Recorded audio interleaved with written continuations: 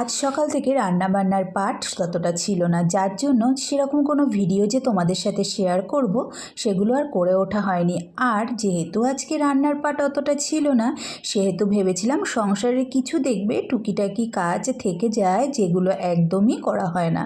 তো ভাবলাম আজকে ওদিকের কাজগুলো একটু সেরে নিই। সে কাজ একটুখানি দেখতে হলেও বেশ সারতে সারতে আজকে বেলা হয়ে গেছিলো, জানো তো।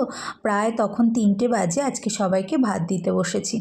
যাই হোক, আজকে দুপুরে সেরকম রান্নাবান্না যেহেতু করিনি, কেননা বেশ অনেকগুলো পদ জানো তো কালকে বেশি হয়ে গেছিলো। যেমন মাংসটা ছিল, তারপর লাউ শাক ছিল, আর শুধু আজকে করার মধ্যে করেছি একটু আম দিয়ে মিষ্টি দিয়ে একটু জলটক মতো করেছিলাম।